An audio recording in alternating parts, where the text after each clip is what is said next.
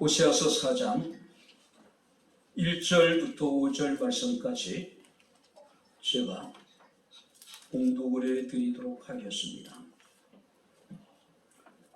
이스라엘 자손들아, 여호와의 말씀을 들으라. 여호와께서 이 땅 주민과 논쟁하시나니 이 땅에는 진실도 없고 인애도 없고 하나님을 아는 지식도 없고 오직 저주와 속임과 살인과 도둑질과 간음뿐이요 포악하여 피가 피를 뒤이음이라. 그러므로 이 땅이 슬퍼하며 거기 사는 자와 들짐승과 공중에 나는 새가 다 쇠잔할 것이요 바다의 고기도 없어지리라. 그러나 어떤 사람이든지 다투지 말며 책망하지도 말라. 내 백성이 제사장과 다투는 자처럼 되었음이니라. 너는 낮에 넘어지겠고 너와 함께 있는 선지자는 밤에 넘어지리라. 내가 내 어머니를 멸하리라. 아멘. 무더위 속에서도 바쁘고 분주함 속에서도 주의 날을 기억하게 하시고 살아계신 하나님을 예배케 하신 아버지 하나님, 이 시간 예배 가운데 종을 통해서 주의 말씀을 순종할 수 있는 은총을 내려주심을 감사를 드립니다. 말씀이 우리에게 은혜가 되게 하시고 위로가 되게 하시고 말씀 가운데 우리의 지친 영혼이 새 힘을 얻게 하옵소서. 예수님 이름으로 기도하옵나이다. 아멘. 할렐루야. 자, 우리 옆에 있는 분들과 하나님 우리와 함께 하십니다. 인사하겠습니다. 하나님 우리와 함께 하십니다. 할렐루야. 일반적으로 호세아서는 크게 두 부분으로 나뉘어지게 됩니다. 전반부는 1장서부터 3장까지, 그 다음에 후반부는 4장서부터 14장까지라고 우리가 이야기를 합니다. 자, 우리가 전반부의 말씀을 보게 되면 선지자 호세아와 또 그의 음란한 아내였던 고멜이라고 하는 여인과의 어떤 이야기를 통해서 하나님께서 이스라엘에 대해서 얼마나 사랑하시는지, 하나님의 사랑과 또 하나님의 언약의 신실성에 대해서 이스라엘 백성들에게 교훈해 주고 있습니다. 이제 후반부에 이르러서 보게 되면 호세아 선지자를 통해서 하나님께서는 이스라엘 사람들의 죄를 구체적으로 지적을 하십니다. 그죠? 뿐만 아니라 범죄한 그들에게 하나님의 엄중한 심판이 있을 것에 대해서 경고하지만은 마지막 때 하나님께서 다시 이스라엘을 회복시키실 것이라고 하는 그들에게 희망을 제시하고 계시는 모습을 우리가 보게 됩니다. 자, 이 호세아가 활동했던 시기는요, 북이스라엘의 여로보암 2세라고 하는 인물이 통치했던 시대였어요. 그런데 이 여로보암 2세가 이스라엘을 통치할 때에 그 당시에는 이스라엘이 그야말로 최고의 황금 시기를 구가했던 그런 시기였어요. 자, 통일 이스라엘 왕국이었던 다윗과 솔로몬이 정복했던 영토들을 대부분 여로보암 2세가 다 정복을 했어요. 뿐만 아니라 대무역을 통해서 엄청난 경제적인 이제 부흥을 이루게 되는 모습을 우리가 보게 됩니다. 근데 문제는요, 그런 경제적인 어떤 물질적인 축복이 모든 이스라엘 사람들에게 골고루 이렇게 나눠지게 되는 것이 아니라 사마리아에 있는 일부의 사람들에게 여러분들이 제한되어졌다는 거예요. 우리가 아모스라고 하는 우리가 성경 말씀을 보게 되면은 아모스 선지자가 당시 이스라엘의 폐역함에 대해서 이제 고발하고 있는데, 바로 이 사마리아의 지도층들 사람들은 축적된 부와 권력을 이용해서 자신의 향락과 사치스러운 생활을 영위를 하게 됩니다.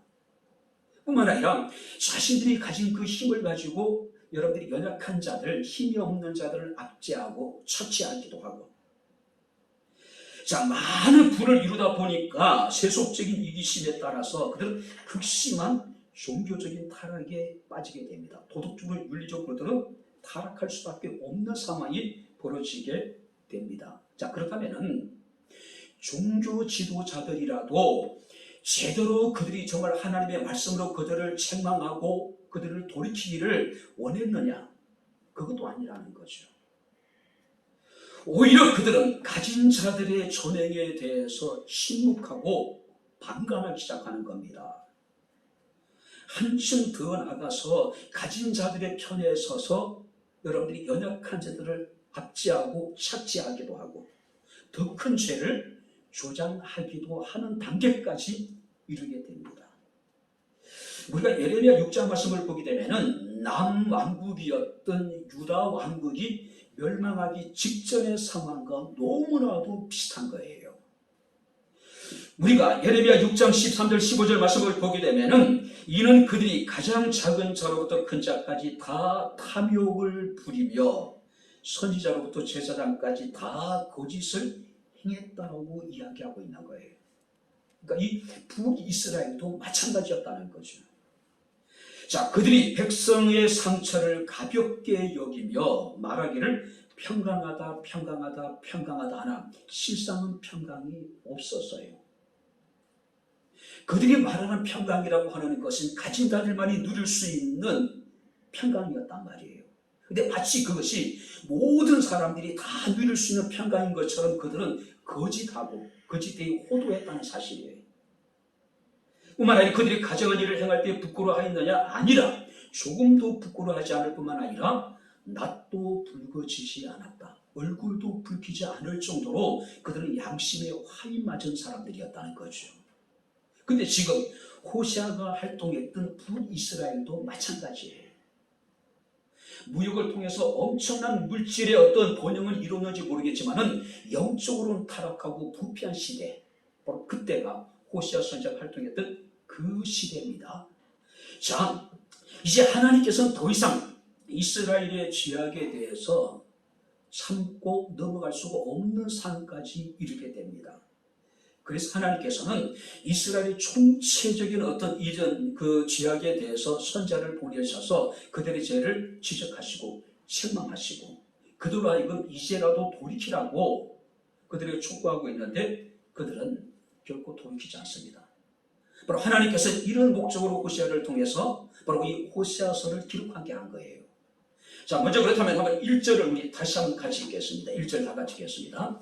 이스라엘 자손들아 여호와의 말씀을 들으라. 여호와께서 이 땅 주민과 논쟁하시나니 이 땅에는 진실도 없고 인애도 없고 하나님을 아는 지식도 없다. 하나님께서 호세아 선지자를 통해서 이스라엘 백성들에게 선포하시기를 이스라엘 자손들아 여호와의 말씀을 들어보라고 이야기하고 있어요. 들어보라. 자, 그러면서 하나님께서는 바로 이 땅에 있는 주민들과 논쟁을 하시겠다고 말씀을 하고 있어요. 이것은 굉장히 충격적인 말씀이에요. 그러면서도 은혜가 돼요. 여러분들이 논쟁이라고 하는 것은 우리가 법정 용어입니다.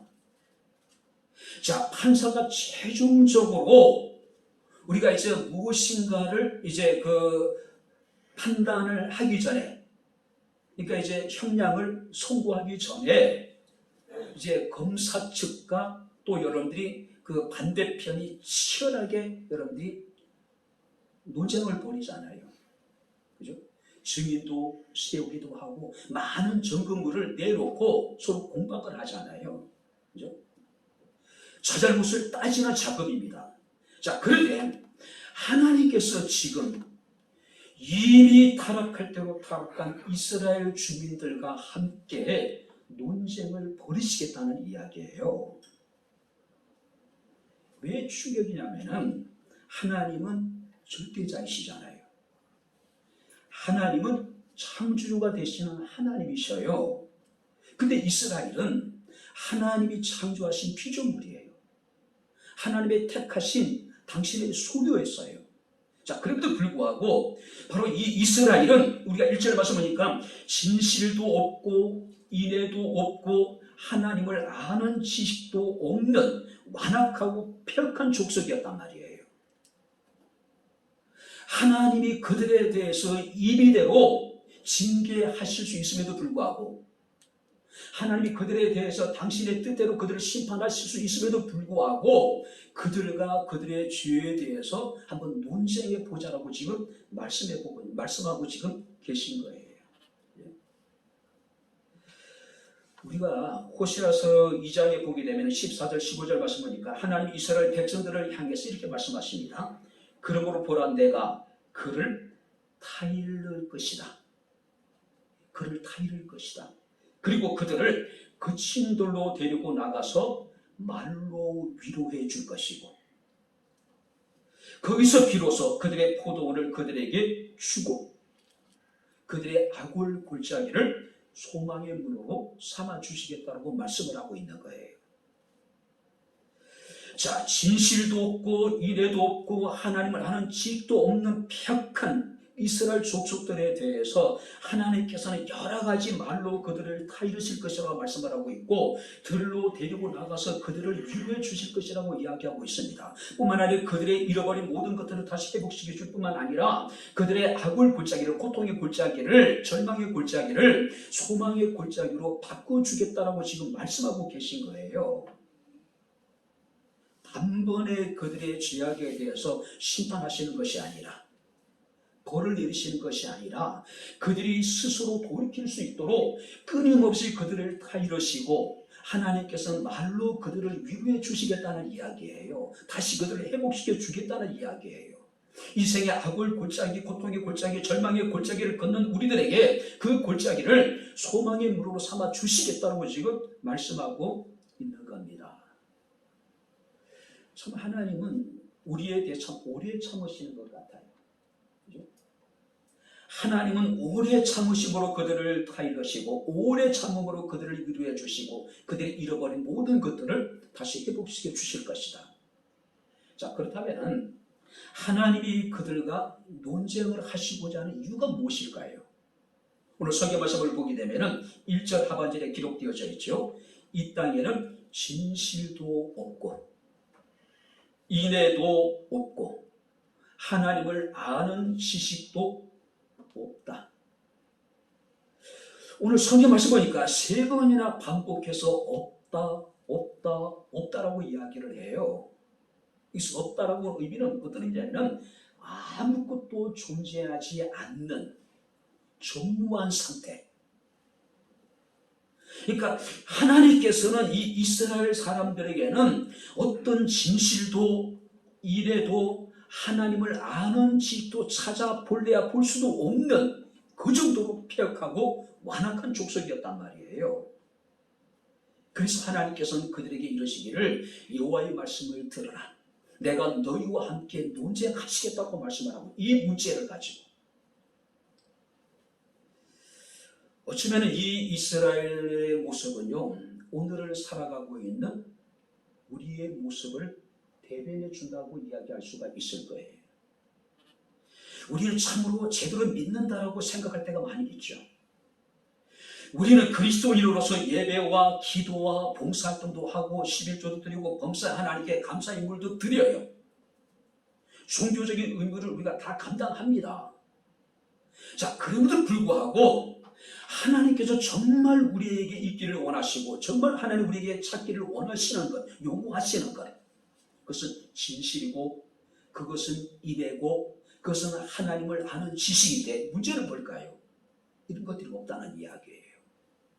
자, 그렇다면 오늘 우리는 오늘 이 본 말씀을 통해서 이스라엘의 실상 그리고 그 결과가 어떻게 주어지게 될 것인가, 우리가 말씀을 살피면서 우리가 함께 우리 자신을 돌아보고 함께 은혜를 나누는 시간을 갖도록 하겠습니다. 자, 먼저 1절 말씀 우리 다시 한번 같이 읽겠습니다. 이스라엘 자손들아 여호와의 말씀을 들으라. 여호와께서 이 땅 주민과 논쟁하시나니 이 땅에는 진실도 없고 인애도 없고 하나님을 아는 지식도 없다. 자, 한마디로 이스라엘은 삼무입니다. 3가지가 부재 상태예요. 자, 오늘 성경 말씀을 보게 되면은 여기서 없다라고 이야기합니다. 여기서 없는 것들은 어떤 것들이냐면은 사람들이 이 땅에 살아가는 데 있어서 가장 기본적이고 가장 기초적인 등록, 인간 사회를 구성하는 가장 기초적인 것들이에요. 그게 첫 번째가 뭡니까? 진실이에요. 진실. 자, 여기서 진실이라고 하는 단어의 의미는 뭐냐면은 말과 행동에 있어서 정직하여 믿을 만한 사람, 믿을 만한 것. 자, 그런데 이 이스라엘 사람들은요, 정직하지 못했습니다. 그들은 바르지도 못했을 뿐만 아니라 순수하지도 않았다는 이야기예요. 그들은 말과 행동에 있어서 정직하지 못했기 때문에 일관성이 없었다는 이야기예요. 하나님 앞에 사람 앞에 성실하지도 못했다는 이야기고, 그는 사람들 앞에 하나님 앞에 전혀 믿음직스럽지 못했다는 이야기예요. 진실이 없다는 이야기는 믿을만 하지 못하다는 이야기예요. 분명히 그들에게는 종교성을 가지고 있습니다. 그들에게는 경건한 분위기도 있었어요. 거룩한 여러분들이 제사도 있었고 희생의 제물도 있었습니다. 근데 문제는 뭘까요? 그들에게는 진실을 찾아볼 수가 없었던 거예요. 하나님께 예배를 드리고 하나님께 찬양하고 하나님께 기도를 하고 봉사를 하는데 문제는 뭘까요? 그들이 행하는 모든 일에 있어서 진정성을 찾아보지 못하는 거예요. 진정성을 찾을 수 없는 거예요. 한마디로 경건의 모양은 가졌지만 경건의 능력은 잃어버린 사람들. 그렇죠? 우리가 이 호세아서에 보게 되면은 1장 2절에 하나님이 선지자 호세아에게 음란한 여인을 아내로 맞이하여 음란한 자식을 얻으라고 이야기를 해요. 자, 여기서 음란한 여인은 직업적인 그 여성, 그러니까 창녀예요. 아니, 하나님의 거룩한 선지자를 하나님께서는 창녀와 더불어 결혼을 해서 그를 아내로 맞아들이라는 이야기예요. 그리고 음란한 자식을 얻으라고 이야기합니다. 자, 여기서 음란한 자식이란 어떤 자식일까요? 고멜이라는 여인과 호세아 선지자가 결혼해서 그 둘 사이에서 낳은 자식을 음란한 자식이라고 이야기하지 않아요. 고멜이 선지자 호세아와 더불어 결혼을 했는데 문제는 뭘까요? 직업이 창녀였어요. 그러다 보니까 남편에게 만족하지 못하고 계속해서 밖에 나가서 다른 사람을 만나는 거예요. 자, 그런 중에 태어난 첫 번째 아들이 이름이 이스르엘이에요. 이스르엘. 뜻이 뭐냐면은 하나님이 흩어버릴 것이다. 하나님이 뿌려버릴 것이다. 두 번째 아이가 태어났는데 딸입니다. 로루하마. 그 이름의 뜻이 뭐냐면은 절대 아버지의 사랑은 없다. 세 번째 이제 아들이 태어나겠는데 로암비입니다.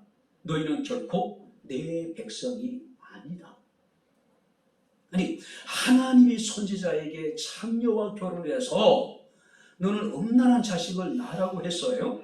근데 세 명의 자식을 낳는데 그 이름들 몇몇이 보게 되면 도저히 아버지로서는 부모로서는 지을 수 없는 이름들을 지어준 거예요. 무슨 얘기입니까?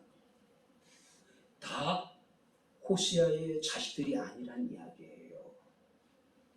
그의 아내였던 고멜이 밖에 나가서 바람을 펴서 얻은 자식들이었단 말이에요. 그죠? 뭘 상징하는 겁니까? 지금 이스라엘이 이렇게 신랑 대신 하나님을 저버리고 우상과 음란한 일을 행했다는 것을 상징적으로 표현하고 있는 거예요. 한마디로요, 고멜이라고 하는 여인은 남편에 대해서 존중하는 마음이라 사랑하는 마음이나 남편에 대한 진실된 마음이 하나도 없는 상태예요. 이 세 명의 아이를 낳고 또 가출을 해요. 그래서 이제 호세아가 우리가 3장 1절 3절 말씀을 보게 되면은 타인의 사랑을 받아 음녀가 된 자신의 아내 고멜을 하나님이 사랑하라고 말씀해요. 그래서 어떻게 하냐면은 은 15개와 보리 한 오멜을 가지고 와서 자신의 아내를 다시 사와요. 이미 가출해서 이미 음녀가 된, 다시 창녀가 된 그 여인을 자신 아내로 다시 사가지고 와요. 여기서 그 값이 얼마냐면은 노동자 120일의 어떤 그 품삯이에요. 그러니까 우리나라로 계산하면 이제 일반적으로 한 200 받는다고 생각하면은 아마 이제 800만 원, 뭐 1000만 원 내외의 돈을 주고 가출했던 그 아내를 다른 남자에게 이렇게 사가져 와가지고 다시 이제 우리가 좀 열심히 살자, 우리가 좀 지금 그렇게 달래고 있는 거예요. 바로 하나님께서는 바로 이스라엘 백성들이 이러했다는 이야기예요. 하나님은 정말로 이스라엘 사람들을 사랑했는데 이스라엘 사람들은 하나님의 사랑을 철저하게 외면해버리는 거예요. 하나님의 사랑에 대해서 그들은 어떻습니까? 감사하지 못하는 거예요. 그래서 하나님께서는 이스라엘 사람들에 대해서 바로 진실이 없다라고 이야기하고 있는 거예요. 명목상에만 부부일 뿐이지 이 고멜이라고 한 여인은 자신의 남편 천사 호세아에 대해서 어떤 마음도 지금 가지고 있지 않는 거예요. 한마디로요, 그는 처음에는 이제 자신이 이렇게 이제 돌아올 때마다 아마 이제 남편한테 무릎을 꿇고 여보 내가 잘못했어요. 내가 이제 앞으로 정신 차리고 이제 정말 가정을 잘 돌보고 우리 정말 우리 행복한 가정을 함께 꾸려나가요. 아마 그랬을 것 같아요. 근데 시간이 지나면은 다시 또 일탈을 일어나는 거예요. 다시 집을 가출해 나가는 거예요. 그리고 이제 다른 사람의 실을 안고 들어가가지고 그것에도 아이를 낳고 한마디로요, 말은 내가 잘못했다, 말은 당신만을 이제 바라보고 당신만을 사랑한다 했지만 실제적으로 일관성이 없는 거예요. 말만 하고 행하지 않는 거예요. 그 말에 있어서 진정성이 없는 거예요. 여러분들이 우리가 사사기 2장에 보게 되면은 복임이라고 하는 지명이 등장을 합니다. 그 복임의 뜻이 뭐냐면은 우는 자들이에요. 하나님이 이스라엘 12지파에게 땅을 분배를 하죠. 그리고 그 분배된 땅을 정복하라고 하나님께서 명령을 하셨어요. 근데 문제는 뭘까요? 그들은 하나님의 명령에 순종하기보다는 오히려 그 땅에 있는 가나안 땅에 있는 족속들과 더불어서 화친을 맺어요. 함께 더불어 살아갑니다. 하나님이 어느 날 그들에게 나타나셔서 그들을 책망하셔요. 왜 너희들에게 하나님께서 가나안 땅의 모든 족속들을 진멸하라고 했고 그 땅에 쫓아내라고 했는데 왜 쫓아내지 않았느냐? 그랬더니 이제 이스라엘 사람들이 뭐라고 핑계대냐면은 하나님, 그들은 산지에 가고 있습니다. 뿐만 아니라 그들은 철병관을 가지고 있습니다. 우리 힘으로는 도저히 그들을 쫓아낼 수 없고 우리 힘으로는 도저히 그들을 진멸할 수가 없었습니다라고 여러분들이 핑계를 대는 거예요. 그때 하나님께 그들에게 말씀하십니다. 그들이 너희 옆구리에 가시가 될 것이고 그들의 신이 너희에게 올무가 될 것이라고 말씀을 하셔요. 그랬더니 이스라엘 백성들이 엉엉 울어요. 하나님, 우리가 잘못했습니다. 우리가 당장이라도 산지에 올라가서 저들을 우리가 쫓아내고 그들을 진멸하겠습니다. 근데 시간이 지나니까 어떻습니까? 그들은 전혀 달라진 게 없어요. 변화되지 않아요. 쉽게 울고 쉽게 반성하고 그러나 근본적으로 삶의 변화가 나타나지 않는 거예요. 오늘 하나님께서 우리에게 찾으시는 것은 무엇입니까? 우리가 얼마나 하나님 앞에 정직하고 얼마나 우리가 하나님 앞에 진실한가를 하나님께서 우리에게 원하시고 계신 거죠. 얼마나 성실하고 얼마나 하나님 앞에 우리가 믿음직스러운 삶을 살아가고 있는지, 얼마나 우리가 말과 행동에 있어서 일관성이 있는가를 하나님께 지금 찾고 계시는데 이스라엘에게서는 그 그런 것을 찾아볼 수가 없었다는 이야기예요.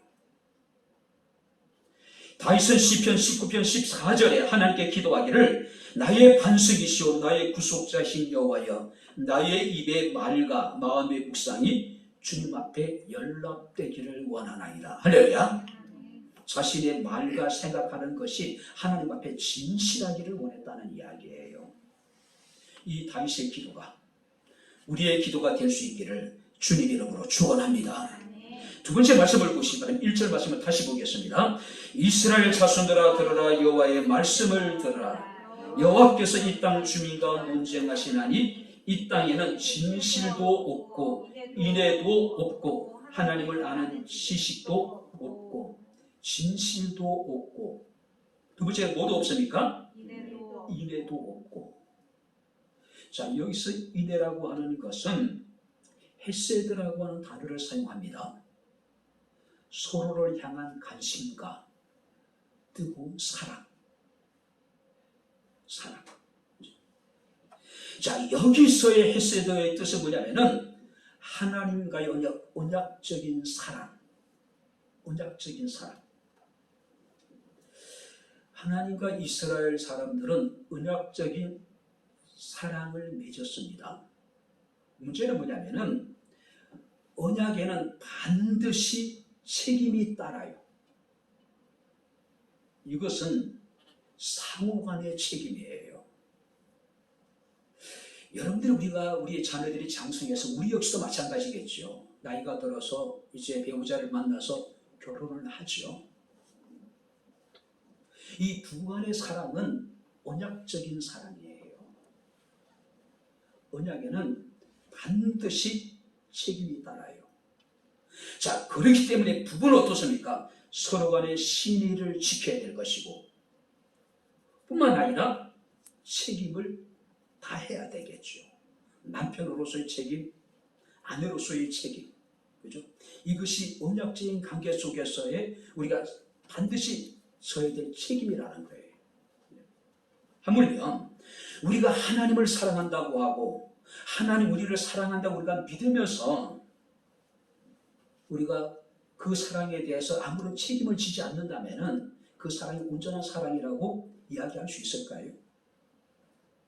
만약에 부부가 만나서 사랑을 하는데 서로 간에 어떤 신뢰도 없고 서로 간에 대해서 아무런 책임감을 느끼지 못한다면 그 부부가 온전한 부부라고 우리가 이야기할 수 있을까요? 아니죠. 그죠?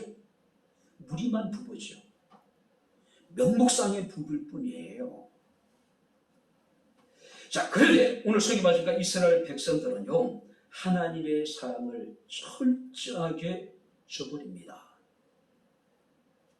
그들은 우상을 음란하게 섬기고 육체적인 쾌락을 쫓고 하나님을 사랑하는 것보다 세상을 사랑하는 것을 더 좋아하고 이것이 이스라엘의 죄예요.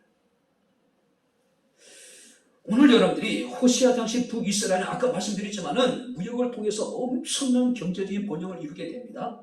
문제는 뭐냐면 그 번영이라고 하는 것이 그 부라고 하는 것이 사마리아의 일부의 지도층만이 누릴 수 있는 부가 여러분들이 한쪽으로 집중되어진 거예요.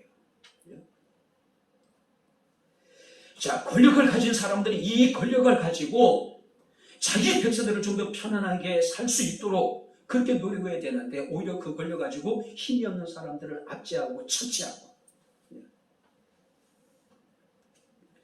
하나님의 특별한 사랑을 받았음에도 불구하고 가진 사람들은 그 가진 것으로 이웃을 돌보기보다는 오히려 힘이 없는 사람들을 가진 것이 없는 사람들을 압제하고 처치하는 어처구니 없는 일들이 벌어지게 된 거예요. 오늘 성경 말씀 우리에게 이야기합니다. 진실도 없어질 뿐만 아니라 인애도 없었다. 그러니까 사랑도 없었다. 서로 간에 관심도 없고 서로 간에 어떤 사랑에 대한 책임도 없고, 그죠? 오직 자신이 좋을 대로만 행하는 거예요. 고린도전서 12장 31절에 사도 바울은 고린도교회 성도들에게 이르기를 너희는 더욱 큰 은사를 사모하라고 말씀하고 있습니다. 내가 또한 가장 좋은 길을 너희에게 보이겠다고 말씀하고 있어요. 한번 따라해 보시기 바랍니다. 더욱 큰 은사 가장 좋은 길. 자, 그렇다면은 고린도전서 10장 31절이 마지막 절인데 바울은 우리에게 더 큰 은사를 사모하고 내가 너에게 가장 좋은 길을 보여줄 것이라고 이야기를 해요. 그리고 이제 13장 1절부터 13절 말씀을 보게 되면은 우리가 고린도 13장을 사랑의 장이라고 이야기를 하잖아요. 사랑을 노래하고 있는 겁니다. 그렇다면 바울이 고린도 교회 성도들에게 이야기하고 있는 그들이 사모해야 될 더욱 큰 은사가 무엇일까요? 바울이 그들에게 보이기를 원했던 가장 좋은 것이 무엇일까요? 그것은 사랑이에요. 사랑입니다. 오늘 여러분들 주님께서는 처음에 사랑을 잃어버린 에베소 교회 성도들을 향해서 그러므로 어디서 떨어졌는지를 생각하고 회개하여 처음 행위를 가시라고 이야기하고 첫사랑을 회복하라고 이야기하고 있는 거예요. 여러분, 우리는 신앙의 연륜을 자랑할 때가 많이 있죠. 교회 내에서 나의 직분을 자랑할 때도 있습니다. 정말 우리가 자랑해야 될 것은 신앙의 연륜이 아니라 교회 안에서 나의 직분이 아니라 뭘까요? 하나님 앞에 나의 진실함과 하나님 앞에서의 나의 사랑을, 인애를 우리가 자랑해야 되지 않을까요? 왜냐하면 고린도서 13장 말씀을 보게 되면 사랑이 없으면 울리는 꽹과리에 불과하다고 말씀을 하고 있습니다. 사랑이 없으면 천사의 말을 하는 것도 예언하는 능력도 모든 비밀과 지식을 안다 하더라도 산을 옮길 만한 믿음이 있더라도 아무것도 아니라는 거예요. 뿐만 아니라 고린도서 13장 13절 말씀을 보니까 믿음, 소망, 사랑 이 세 가지는 항상 있을 것이되 그 중에 제일은 사랑이라. 할렐루야. 오늘 이 시간 정말로 내가 주님을 처음 만났을 때의 그 사랑을 내가 지금 가지고 있는가? 그 사랑에 대한 감격이 있는가? 기쁨이 있는가? 우리 자신을 한번 돌아봐야 되지 않을까요? 모든 것 위에 사랑을 더하라고 이야기합니다. 우리의 신앙 위에 우리는 사랑을 더해야 돼요. 그래서 사도 바울은 골로새서 교회 성도들을 향해서 누구에게 불만이 있거든 서로 용납하고 피차에 용서하라고 이야기합니다. 주께서 용서하신 것이 너희도 그리하라고 말씀하고 있어요. 그리고 말씀하시기를 이 모든 것 뒤에 사랑을 더하라. 한번 따라해 보시기 바랍니다. 이 모든 것 뒤에 사랑을 더하라. 사랑으로 행하지 않는 모든 것은 아무것도 아니라는 거예요. 믿음으로 행하지 않는 모든 것이 죄이듯이 사랑으로 행하지 않는 모든 것이 아무 의미가 없는 것이라는 이야기예요. 오늘 이스라엘 사람들에게는 인애가 없었어요. 사랑이 없었습니다. 그래서 하나님께 이 문제를 가지고 내가 너희와 함께 논쟁하자고 이야기하고 있는 거예요. 세 번째 무엇이 없었을까요? 1절 말씀을 다시 보시기 바랍니다. 이스라엘 자손들아 여호와의 말씀을 들으라. 여호와께서 이 땅 주민과 논쟁하시나니 이 땅에는 진실도 없고 인애도 없고 하나님을 아는 지식도 없고. 뭐가 없답니까? 하나님을 아는 지식도 없고. 자, 여기서 하나님을 아는 지식이라고 하는 것은 단순히 우리가 머리로만 이해하는 하나님에 대한 지식이 아닙니다. 여기서 말하는 지식이라고 하는 것은 실제적인 어떤 경험을 통해서 우리가 상대를 아는 것. 그러니까 우리가 수십 년 교회 다니고 내가 교회에서 목사고 장로고 집사고 그게 중요한 것이 아니라 실제적인 하나님과의 어떤 만남과 또 하나님의 어떤 사랑을 체험함을 통해서 우리가 하나님을 알아가는 것. 하나님을 알아가는 것. 특별히 그 본 말씀을 가만히 보게 되면요, 하나님에 대해서 아는 지식이라고 이야기하지 않습니다. 우리가 가져야 될 지식은 어떤 지식입니까? 하나님을 아는 지식. 할렐루야. 하나님에 대해서 아는 것은 지식적으로 얼마든지 가능해요. 책을 통해서 알 수 있을 것이고, 우리 유튜브 검색을 통해서 하나님이 어떤 분인가에 대해서, 하나님의 속성에 대해서, 하나님의 성품에 대해서 얼마든지 알 수가 있어요. 근데 여기서 하나님은 호시아 선지자를 통해 우리가 말씀하시기를, 우리가 가져야 될 지식은 하나님에 대하여 아는 지식이 아니라 하나님을 아는 지식을 가지라는 이야기예요. 근데 이 하나님을 아는 지식은 하나님을 경험하지 않고는 절대 알 수 없는 거예요. 이 하나님을 아는 지식이라고 하는 것은 신적인 교제를 통해서만이 우리가 알 수 있는 지식이라는 거예요. 이건 이해해 보시기 바랍니다. 그러니까 처음에 이제 연애를 할 때 주변의 친구들로부터 이런저런 수많은 이야기를 듣잖아요. 그죠? 한 번도 어떤 사랑하는 사람의 손을 잡아보지 못한 사람. 근데 누가 먼저 이제 그것을 경험한 사람들이 막 설명해 줄 거 아니에요. 처음에 손을 잡았는데 어떤 마음이 떨리기도 하고, 손이 떨리고, 뭐 손에 진땀이 나고, 그때 느끼는 감정들을 막 얘기하잖아요. 근데 문제는 뭘까요? 그것을 경험해 보지 못한 사람들은요, 그런가 보다라고는 이제 알고는 있는데, 실제적으로 그것이 어떤 느낌인지는 자신이 경험하지 못하고는 알 수가 없는 거예요. 그죠? 바로 여기서 하나님을 아는 지식이라는 것도 바로 경험을 통해서 우리가 하나님을 아는 것. 실제적인 지식이에요. 여러분들은 황상도 목사를 잘 아시죠? 황상도 목사에 대해 잘 알아요. 그러나 여러분들은 황상도 목사를 잘 아는 건 아니에요. 황상도 목사에 대해서는 알고 있죠. 여러분들이 본 것도 있고 들은 것도 있고, 그죠? 그러나 황상도 목사를 여러분들이 잘 아는 건 아니에요. 저를 가장 잘 아는 사람은 누굴까요? 실제적으로 오랫동안 함께 더불어 생활하면서 여러 가지 많은 일들 가운데 함께 동고동락하고 나를 실제적으로 경험한 집사람만이 황상도 목사를 가장 잘 아는 거죠. 오늘 이스라엘 사람들은요, 오랫동안 태어나면서 율법을 배웁니다. 그래서 하나님에 대해서 교육을 받아요. 문제는 뭘까요? 실제적으로 그들이 하나님을 경험해 보지 못한 거예요. 하나님에 대해서는 그들은 많은 지식을 가지고 있지만은 하나님을 직접 경험해 보지 못했기 때문에 하나님을 제대로 알지 못했던 사람들이라는 거죠.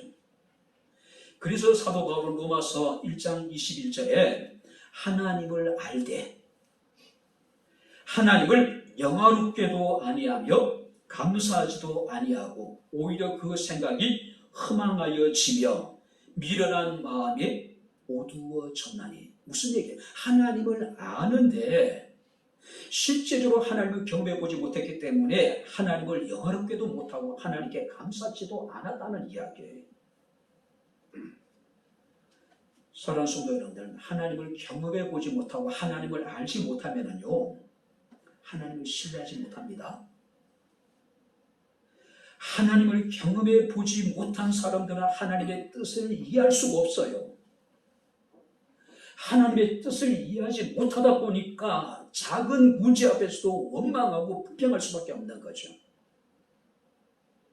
하나님을 알지 못하다 보니까 하나님의 뜻에 순종한다는 것은 불가능할 수밖에 없죠.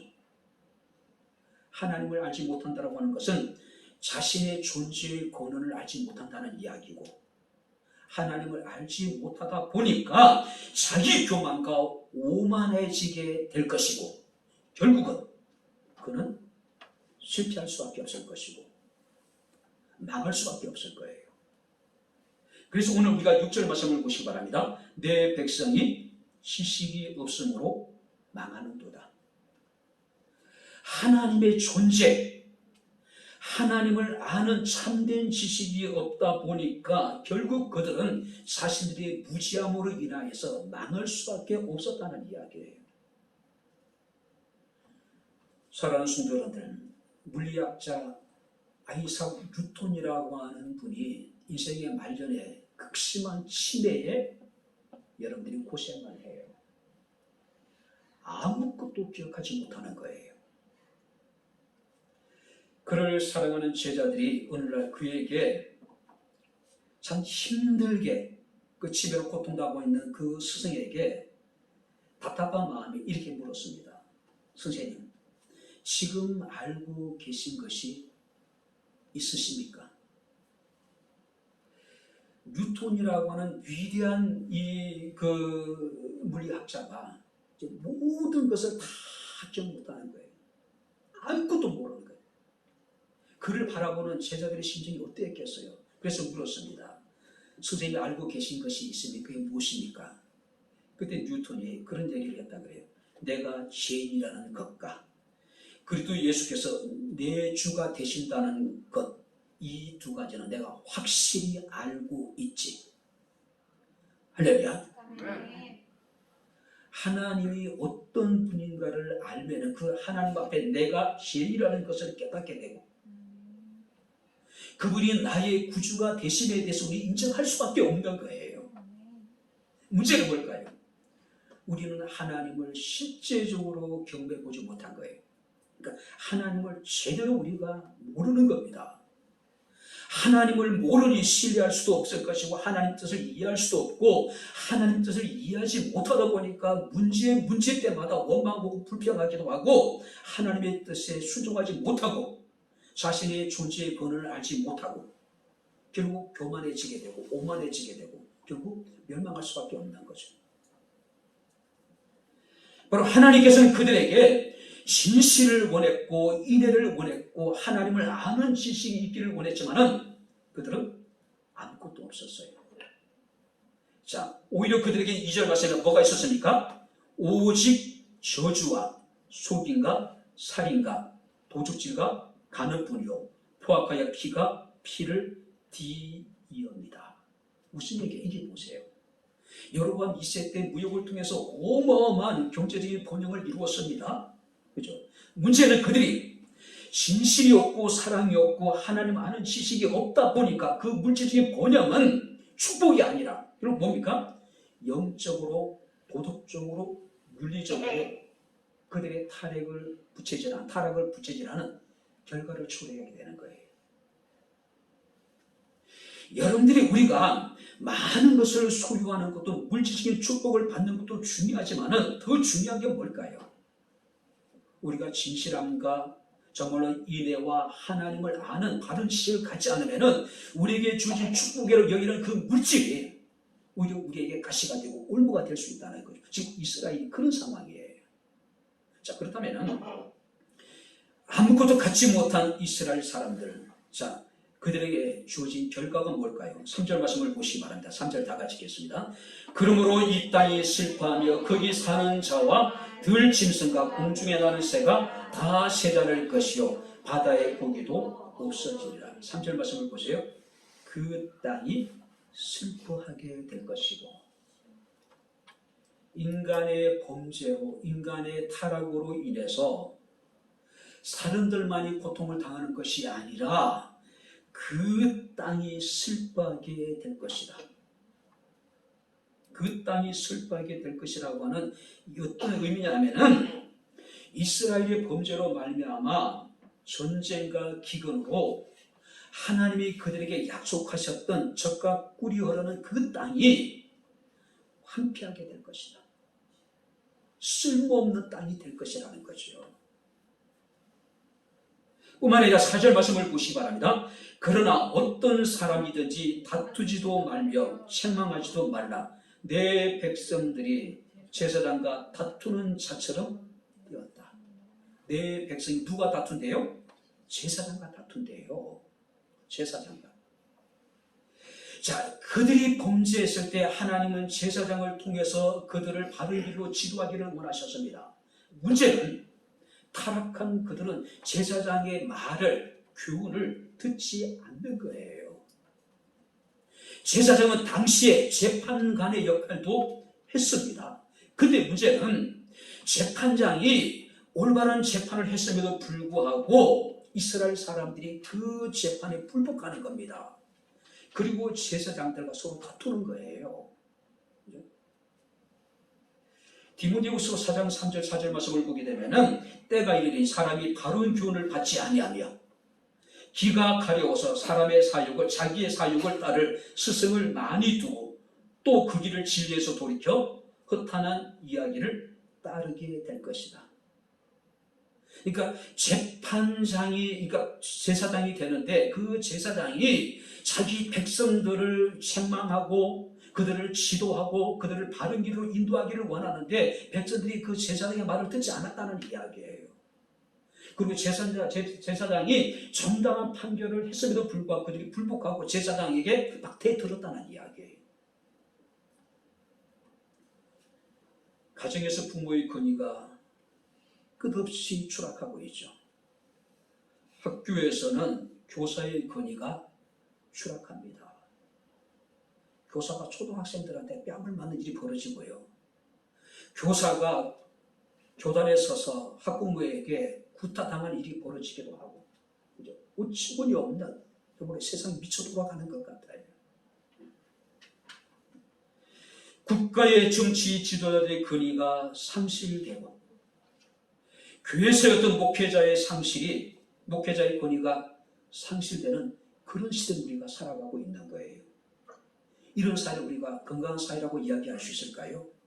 병든 사회입니다. 병든 가정이에요. 병든 교회예요. 병든 국가예요. 우리나라가 지금 병들어가고 있는 거예요. 심각할 정도로. 제사장의 책망을 받고 돌이키기보다는 오히려 제사장과 다투는 자가 되었다. 자신이 더 지혜롭고 자신이 더 똑똑하고 자신이 더 알아서 할 테니까 신경 쓰지 말라는 이야기예요. 남에게 관심을 갖지 말라는 얘기예요. 간섭하지 말라는 이야기예요.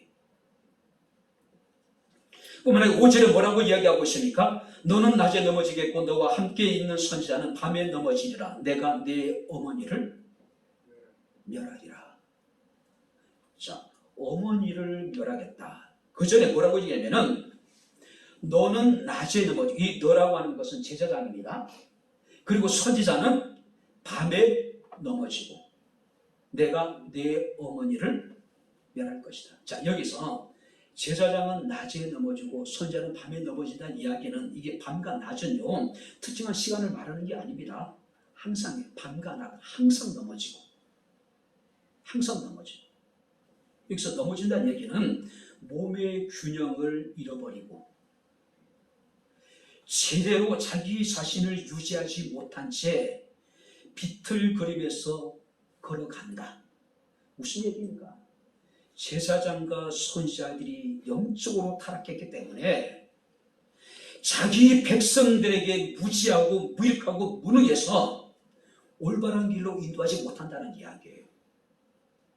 자기 자신도 올바른 길로 행하지 못한다는 이야기예요.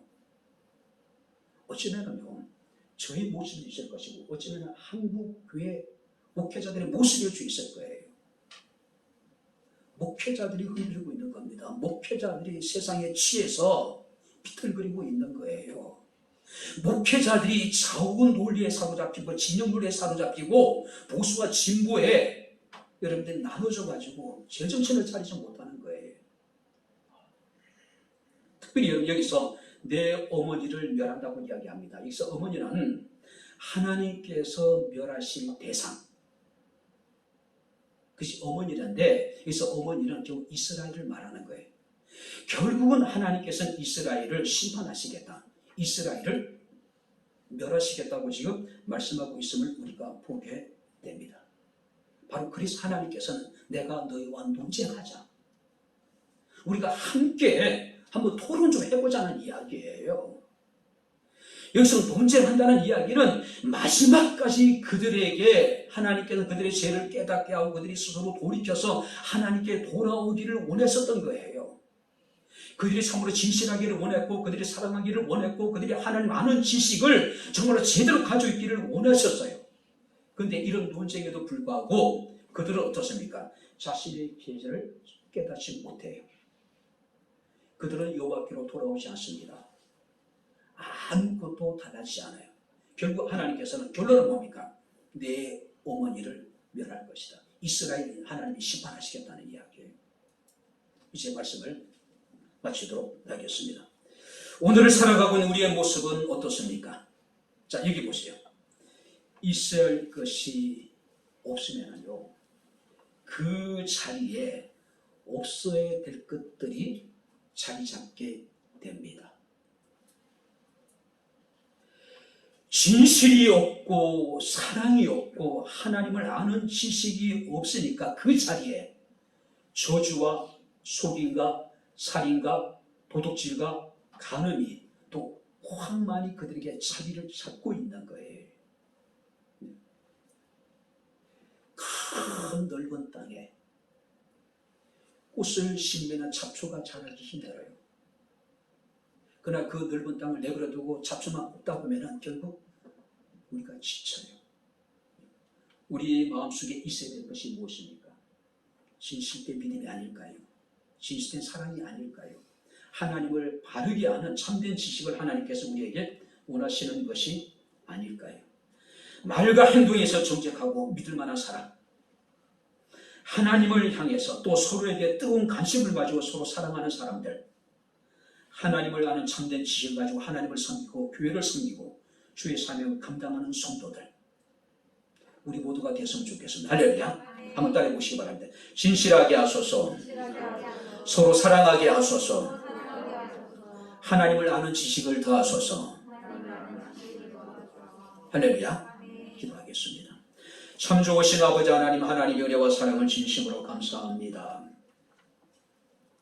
이제라도 이스라엘 백성들이 스스로 돌이켜 하나님께 돌아가기를 원하는 하나님의 간절한 마음으로 그들과 논쟁하기를 원하셨던 주님, 그들에게 하나님께서는 진실을 원하셨고 인애를 원하셨고 하나님을 아는 참된 지식을 원했지만 그래도 오히려 참으로 하나님이 찾는 것은 가지지 못하고 저주와 속임과 살인과 도둑질과 간음과 황만이 그들의 마음에 자리 잡고 있음을 우리가 봅니다.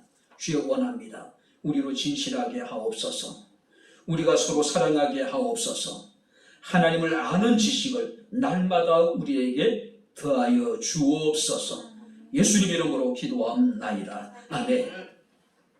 이제는 우리 주 예수 그리스도의 은혜와 하나님의 크신 사랑과 성령님의 교통 교제의 충만 역사 인도하심이 거룩한 주의 날 살아계신 하나님을 영과 진리로 예배한 주의 사랑하는 모든 성도들 머리머리 위에 저들의 가정과 직장과 사업장과 이 교회와 이 나라 이 민족 위에 지금부터 영원토록 함께 있을지어다. 아멘.